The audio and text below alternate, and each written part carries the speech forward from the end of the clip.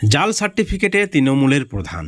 হাইকোর্টে মামলা গড়াতেই ভয়ে পদ ছাড়লেন তৃণমূলের প্রধান, যেমনটা কিন্তু অভিযোগ। বন্ধুগণ, এই মুহূর্তের আরও একটি বড় খবর, মারাত্মক খবর, ব্রেকিং নিউজ। যেভাবে রাজ্য জুড়ে ভুয়ো সার্টিফিকেট দিয়ে তৃণমূল প্রধানদের সদস্যদের পদ যাচ্ছে, তাতে বিজেপির কটাক্ষ 2026-এর আগেই পড়ে যাবে সরকার। যদিও কোনো ধরনের অভিযোগ মানতে অস্বীকার করা হয়েছে তৃণমূলের পক্ষ থেকে। তৃণমূল প্রধান বলছেন যে আমি ভয়ে বা হাইকোর্টে মামলার জন্য প্রধানের পদ ছাড়িনি, তিনি শারীরিকভাবে অসুস্থ। আপনাদেরকে জানিয়ে রাখি, পদত্যাগ করেছেন তৃণমূলের প্রধান। অভিযোগ রয়েছে হাইকোর্টে জাল সার্টিফিকেট জমা দিয়ে তৃণমূলের প্রধান হয়েছেন। জাল কাস্ট সার্টিফিকেট জমা দিয়ে প্রধান হওয়ার অভিযোগ, এবং সেই অভিযোগের ভিত্তিতে কলকাতা হাইকোর্টে মামলা চলছে, এবং তারই মধ্যে নিজের পদ থেকে ইস্তফা দিয়েছেন তৃণমূলের প্রধান। একই সঙ্গে প্রশ্ন উঠছে, তাহলে কি সত্যিকারে জাল সার্টিফিকেট দিয়েই তিনি প্রধান হয়েছিলেন?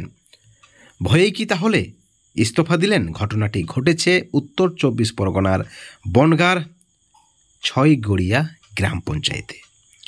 বন্ধুগণ, ইস্তফার একাধিক কারণ থাকতে পারে, কিন্তু মামলার পরে ইস্তফা, তা নিয়ে কিন্তু রাজনৈতিক মহলে একটা জোর চর্চা শুরু হয়েছে।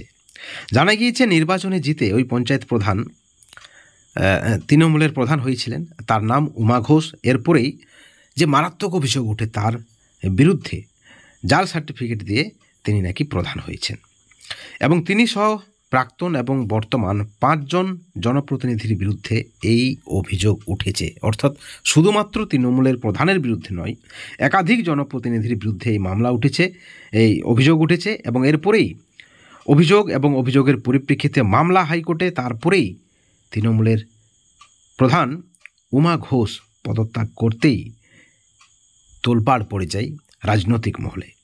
ব্লক অফিস সূত্রে জানা গিয়েছে যে তিনি 5 তারিখে শারীরিক অসুস্থতার কথা জানিয়ে নাকি প্রধান পদ থেকে ইস্তফা দিয়েছেন। একই সঙ্গে উমা ঘোষ বলেছেন যে আমার শরীর এতটাই খারাপ যে তিনি পঞ্চায়েতে গিয়ে নাকি কাজ করতে পারছেন না, তেমনটাই জানানো হয়েছে। কিন্তু বিরোধীরা বলছেন যে জাল শংসাপত্র বানিয়ে জনপ্রতিনিধি হওয়ার অভিযোগ, সেই অভিযোগে মামলা, প্রয়োজনে গ্রেপ্তারও হওয়ার আশঙ্কা রয়েছে, এবং সেই ভয়েই নাকি পদত্যাগ করেছেন। এখন দেখার বিষয়, তাদের পক্ষ থেকে দৃষ্টান্তমূলক শাস্তির তারা দাবি করেছেন। এখন দেখার বিষয় তৃণমূল প্রধানের বিরুদ্ধে হাইকোর্টের পর্যবেক্ষণ কী থাকছে। বন্ধুগণ, এই ভিডিওর পরিপ্রেক্ষিতে আপনাদের মতামত আপনারা আমাদের চ্যানেলের কমেন্ট সেকশনে অবশ্যই কমেন্ট করে জানাবেন। ভালো থাকবেন, কিন্তু দুর্নীতি থেকে দূরে থাকবেন।